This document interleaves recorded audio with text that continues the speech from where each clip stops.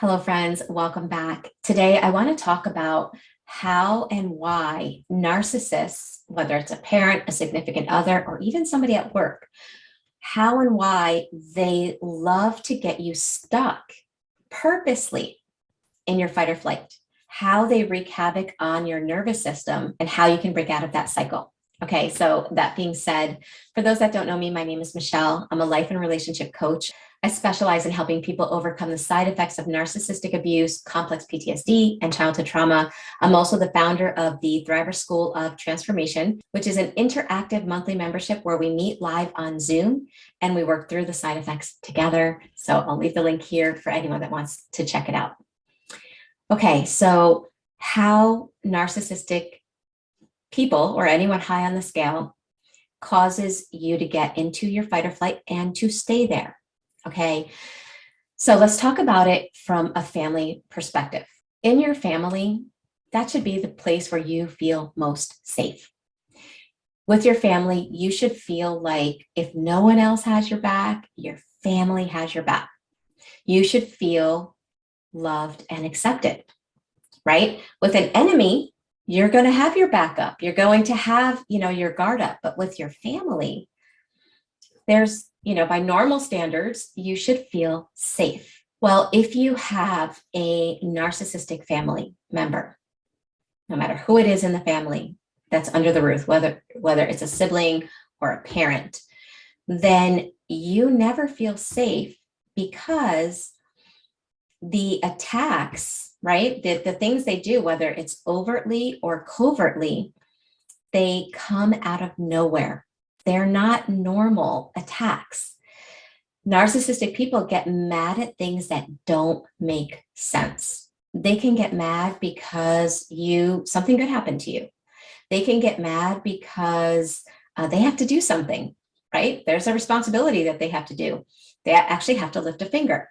They can get mad because you are complimented by somebody. They can get mad if you do something well, if you have a passion, if you have a talent, if you're taking care of yourself. Honestly, unless you are standing in a corner, facing the wall and feeling like the worst person in the world, anything you do is going to cause them to get mad. Okay, because seeing your happiness, seeing you be you, causes them to see themselves.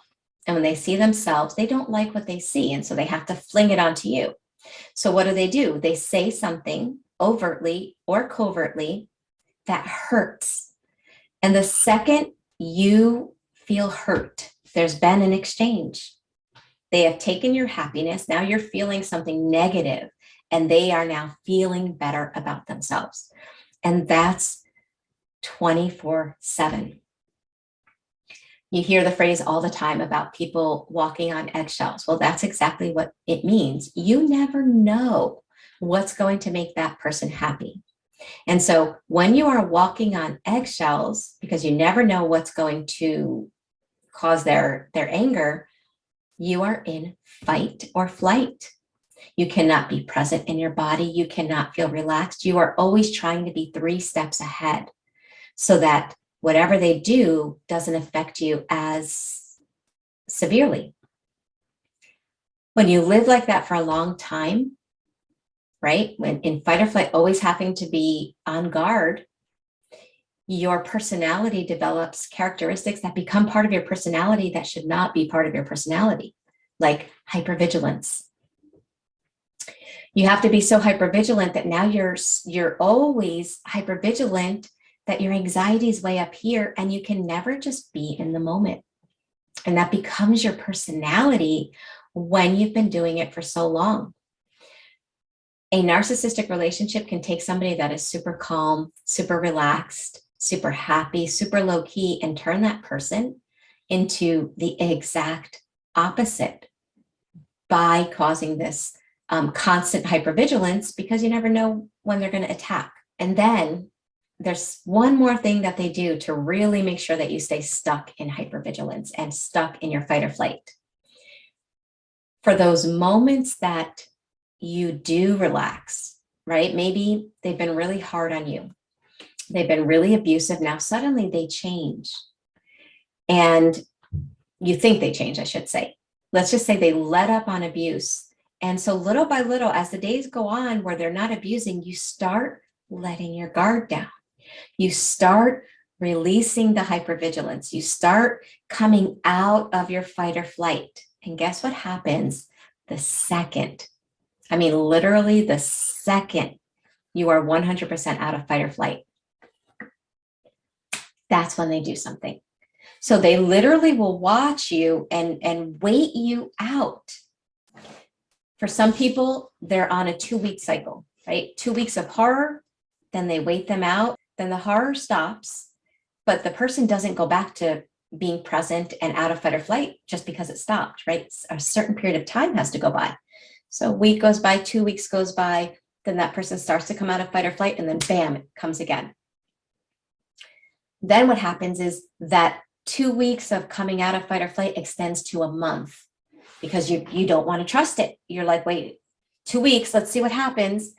And then they still stay non-abusive, right? So now you start coming out of it. It takes 2 more weeks to come out of it, and then bam. And then after that month, it might take 3 months. And then guess what? When you're with somebody like that, coming out of fight or flight is super, super hard. So that's how they condition and train you to stay stuck in that. And the reason why is because when you are like that, they can blame you for the problems of the family because you really don't look like yourself. You're really not acting like who you really are. You really are with a tremendous amount of anxiety, very highly triggered. And so they can point the finger and be like, well, this is why we're like this, because of you.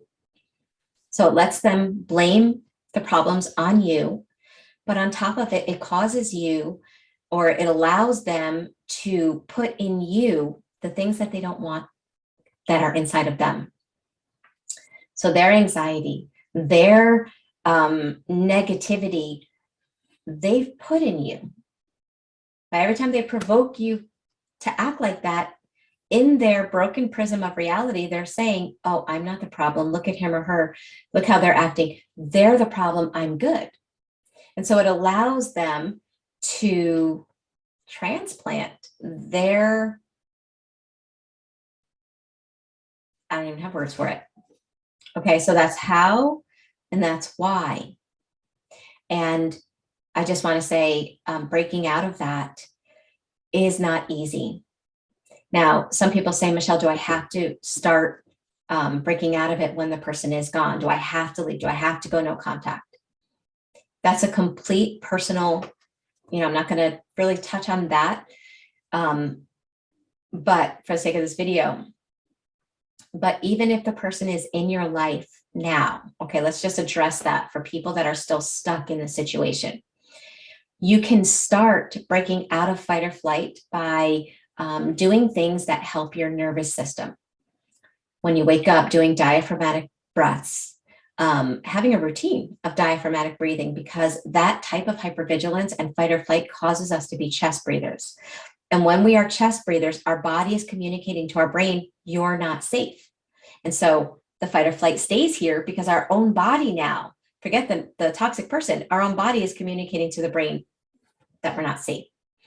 So you have to do things to help your body. Diaphragmatic breath is one of them.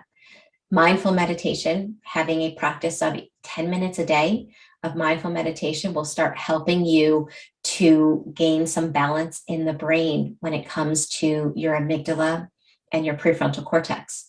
Okay, those are 2 things that you can start doing. And the third, if you're still with the person, start practicing them being them without you absorbing.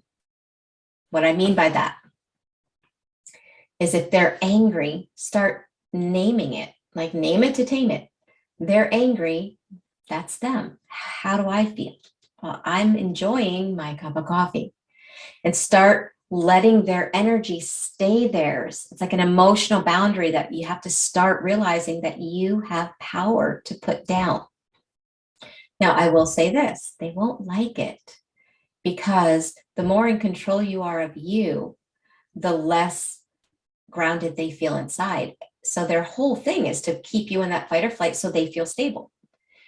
You're in fight or flight, they feel stable. You're stable, they feel unstable. So expect the healthy behaviors that you're learning to cause something negative to happen with them. So by the way, if your life is in danger and you're with somebody that's psychopathic, then this advice isn't for you. Anyone who feels their life is in danger should remove themselves from that situation. This is for people, not that I want to minimize emotional abuse, but this is for people that are in situations where they don't fear their life, but they do fear their emotional stability and their mental health. Okay, so those are some things you can start doing.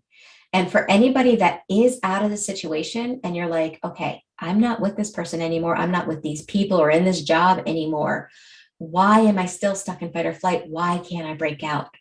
If you're still struggling to break out of that, you may want to check out the Thriver School of Transformation, because that's what we do. Each week, we work through the side effects of narcissistic abuse. And you also might want to check out my new channel, which I'll leave here, where it's not so much about the other person, but it's about working through what's inside as a result of cptsd, narcissistic abuse, or childhood trauma. So those are a couple of resources that are available.